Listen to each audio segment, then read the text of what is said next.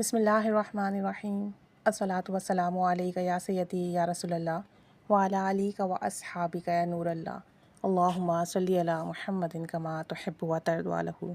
کل کی ویڈیو میں ہم نے چودھری غلام حیدر خان کے درود پاک کے حوالے سے واقعات سنے، مشاہدات سنے، آپ صلی اللہ علیہ وآلہ وسلم کی نظر کرم دیکھی اور ان کا درود پاک پڑھنے کا والہانہ انداز، محبت دیکھا۔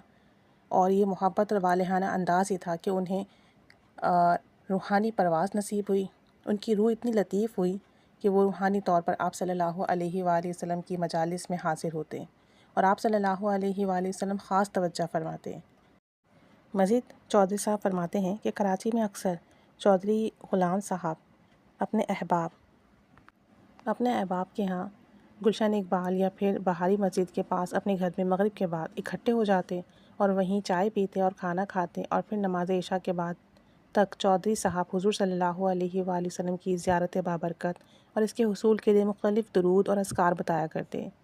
ایک شخص ہر شام مغرب کے بعد اپنے ایک یا دو چھوٹے بچوں کے ہمراہ پابندی سے آ کر بیٹھ جاتے اور عشاء کے بعد اجازت لے کر چلے جایا کرتے تھے۔ وہ بڑی توجہ سے ساری گفتگو سنتے مگر کچھ بولتے نہ تھے، بس خاموش بیٹھے رہتے۔ ایک دن چودھری صاحب نے ان سے بات کی تو بولے، جناب، اللہ تعالیٰ کا ہم پر بے پناہ فضل و کرم ہے۔ کافی عرصے سے ہم یعنی میں اور میری بیوی بچے عشاء کے بعد جس قدر ممکن ہو درود شریف پڑھتے، اس کے بعد ہم سو جاتے۔ تقریباً ہر رات ہم سب کو نبی پاک صلی اللہ علیہ وآلہ وسلم کی زیارت نصیب ہوتی، جس میں آپ صلی اللہ علیہ وآلہ وسلم کچھ نہ کچھ ہدایت ضرور فرماتے، اور یہ ہماری خوش قسمتی ہے کہ ہمیں کبھی کسی قسم کا دھوکہ، فریب یا نقصان نہیں ہوا، بلکہ بڑی فراوانی سے ہمیں رزق حلال ملتا ہے۔ اور 1 ڈیڑھ ماہ سے جب سے ہم آپ کی مجلس میں حاضر ہو رہے ہیں، یہاں عشق و محبت سے بھری گفتگو سنتے ہیں، اس وقت سے حضور صلی اللہ علیہ وآلہ وسلم کے لیے ہماری محبت مزید تیز ہو رہی ہے اور حجابات دور ہوتے جا رہے ہیں۔ چودھری صاحب ان کی گفتگو سن کر بہت خوش ہوئے اور فرمایا کہ آپ لوگوں کو نہ ہی مجھ سے سبق لینے کی ضرورت ہے اور نہ ہی کسی پیر یا شیخ کی ضرورت ہے، بلکہ آپ کو ہم سب کے حق میں دعا فرمایا کریں کہ اللہ تعالی ہم سب دوست احباب کا حضور صلی اللہ علیہ وآلہ وسلم سے تعلق پختہ کر دے اور ہم سب کو دنیا اور آخرت میں آپ صلی اللہ علیہ وآلہ وسلم کی بے پناہ محبت نصیب فرمائے۔ اور مزید چودھری صاحب فرماتے ہیں کہ ایک مرتبہ کراچی میں تھے کہ کمر میں درد شروع ہو گیا اور کوئی دوا اثر نہ کرتی۔ اس وقت عمر تقریباً 50 سال تھی۔ ایک ہفتے میں حالت ایسی ہو گئی کہ چلنا پھرنا، اٹھنا بیٹھنا محال ہو گیا، یہاں تک کہ غسل خانے تک جانے کے لیے دوسروں کے محتاج ہو گئے۔ بالآخر 11 دن بعد دوستوں سے کہا کہ آپ مجھے وضو کروا کر بستر پر بٹھا دیں، میں یہی نماز پڑھ کر نوافل درود شریف پڑھتا رہوں، آپ سب بے شک سو جائیں۔ چنانچہ دوستوں نے ایسے ہی کیا۔ میں نماز نوافل کے بعد درود شریف پڑھنے میں مشغول ہو گیا۔ تھوڑی دیر بعد خیال آیا کہ روزہ اطہر کے پاس بیٹھا درود شریف پڑھ رہا ہوں۔ کبھی درد کی شدت محسوس کرتا تو ساتھ دل سے آواز نکل جاتی، یا رسول اللہ انظر حالنا۔ تقریباً 2 گھنٹے بعد میری آنکھ لگ گئی۔ اب میں دیکھتا ہوں کہ حضور صلی اللہ علیہ وآلہ وسلم ہمارے گھر تشریف لائے ہیں اور کمرہ خود بخود روشن ہو گیا ہے، اور میں آپ صلی اللہ علیہ وآلہ وسلم کو خوش آمدید کہہ رہا ہوں۔ الصلاۃ والسلام علیک یا رسول اللہ، الصلاۃ والسلام علیک یا نبی اللہ، الصلاۃ والسلام علیک یا حبیب اللہ، الصلاۃ والسلام علیک یا خاتم النبیین۔ میں ان کلمات کے ساتھ آپ صلی اللہ علیہ وآلہ وسلم کو خوش آمدید کہتا ہوں۔ میں نہایت ادب سے جھک کر آپ صلی اللہ علیہ وآلہ وسلم کے ہاتھ چومتا ہوں اور قدموں کو بوسہ دیتا ہوں۔ آپ صلی اللہ علیہ وآلہ وسلم نے فرمایا، غلام حیدر، کیا درد نے پریشان کر رکھا ہے؟ میں نے عرض کیا، جی ہاں، اور کوئی دوا بھی اثر نہیں کر رہی۔ پھر آپ صلی اللہ علیہ وسلم نے میری کمر پر جس جگہ درد تھا 3 مرتبہ دست مبارک پھیرا۔ میں نے محسوس کیا کہ درد بالکل غائب ہو چکا ہے۔ اس کے بعد آپ صلی اللہ علیہ وآلہ وسلم تشریف لے گئے۔ رات 2 بجے قریب میری آنکھ کھلی تو کوئی درد نہ تھا اور میں بالکل ٹھیک تھا۔ خود وضو کیا اور دوبارہ عبادت میں مشغول ہو گیا۔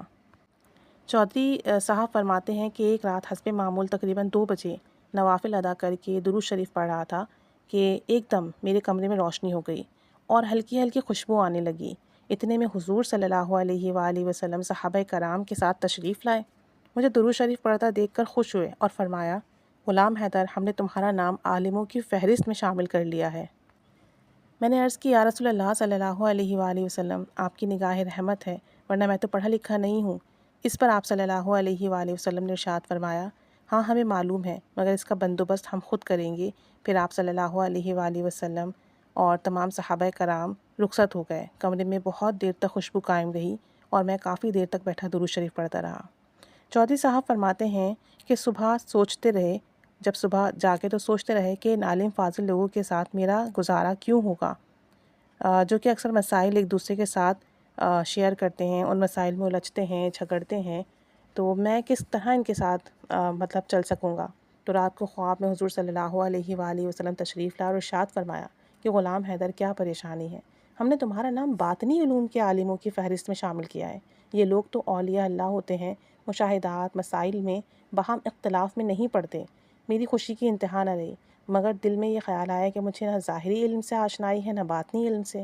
اس پر آپ صلی اللہ علیہ وآلہ وسلم نے فرمایا، غلام حیدر کیوں متفکر ہوتے ہو، غلام حیدر کیوں فکر کرتے ہو، علم کی جس قدر اور جیسی ضرورت ہوگی انشاءاللہ تعالیٰ عطا ہوگا۔